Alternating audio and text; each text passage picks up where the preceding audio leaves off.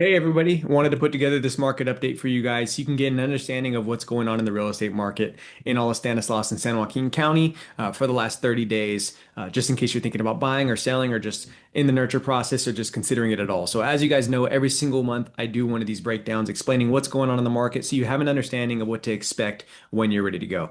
So I'll go ahead and share my screen. We'll dive right into the numbers and talk about all of it. Okay, so what we're looking at here is the very first page. This basically talks about inventory, pending sales, and closed sales, as well as the interest rates. So this black section indicates all the interest rates of where we're currently at. These are always 30 days delayed.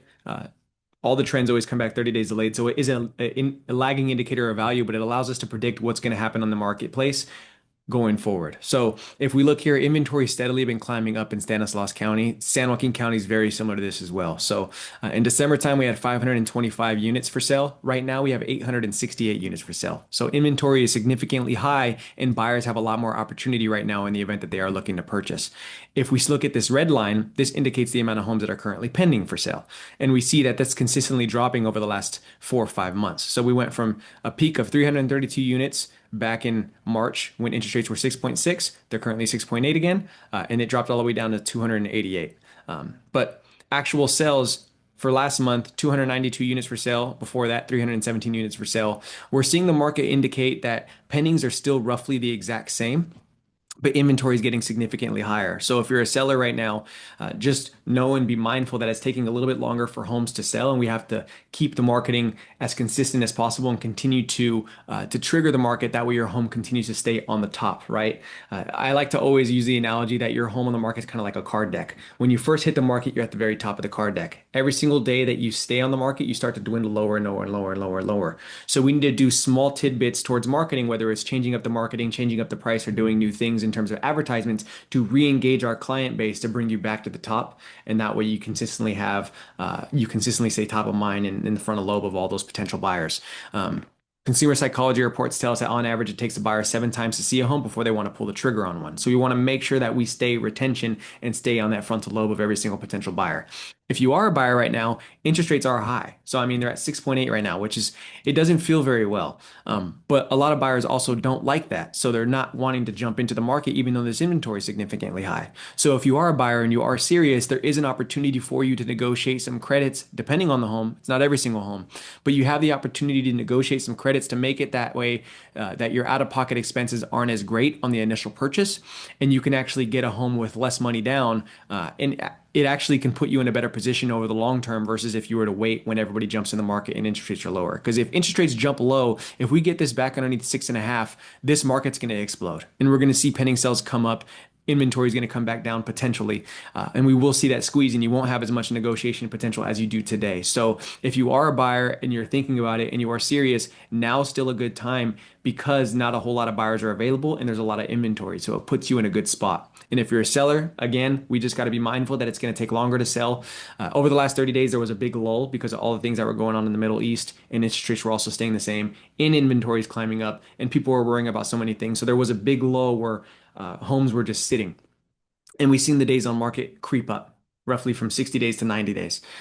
Everybody felt it. It felt it felt very uncomfortable, but we're starting to see that turnover and buyers are starting to come back out. Open houses are starting to get more activity. So it's still a prime time with it being summertime, but we have to be mindful that it may take a little bit longer as a seller, and buyers, you have opportunities, even though it's expensive. It's pros and cons on both sides.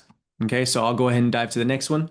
This one right here indicates the average days on market again. So if we look here, you'll see that this specifies 37 days on market for all of Stanislaus. It feels more like it's 90 in my listings for the most part. Are kind of closer to 60, 90 days. This is going to dwindle up. Even though despite it's dropping down, this indicates all homes. So this indicates mobile homes and everything else. So this is slightly skewed. But if you look here, this time last year, we were at 25 days. Right now we're at 37 days. And the actual amount that you get on your home. So say, for example, if you're priced at $100,000 right now, you can expect 97,000. So every single person that's on the market right now, if they're going pending, is getting about 97% of their asking price. That indicates what things are looking like now. And then the very last one that we'll go through here is the average price point. So how is your value being affected with the inventory coming up and everything else? If you look at the homes that are for sale, the average price per home per sale is dropping down. Okay. If we look at the price that are sold, that's still high. We're at 533 in terms of the price here for homes that are for sale compared to 550 last year. So even though there's a lot of inventory, even though interest rates have been consistent, your equity is still there. You did drop a little bit compared to the peak of 550 back last year, but the value is still at 533, which is still higher than every single month outside of that realm, right?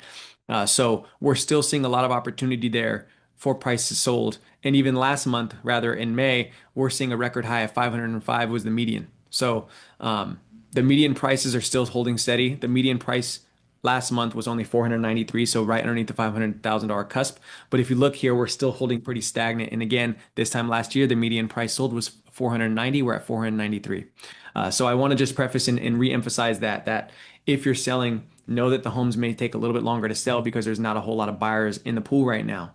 And we got to make sure that we keep the marketing and keep the retention as positive and as good as possible. If you're a buyer, there's negotiation opportunities for you. There's an opportunity for you to get a home with as little amount of out of pocket as possible.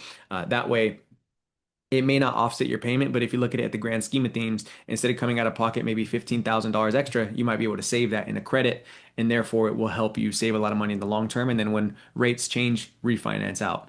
I don't like to say marry the house, date the rate, because everybody that did that the last 4 years, rates have consistently gone up and it's been very difficult. So if you're able to stomach the payment right now, I say still jump in. If it's something that's somewhat feasible for you, I say still jump in because now is an amazing time to buy with the fact that inventory is just high and you have negotiation opportunities. So keep that in mind if you're a buyer. I'll continue to give you guys these updates as well every single month. That way you can continually see how the market is shifting and adjusting.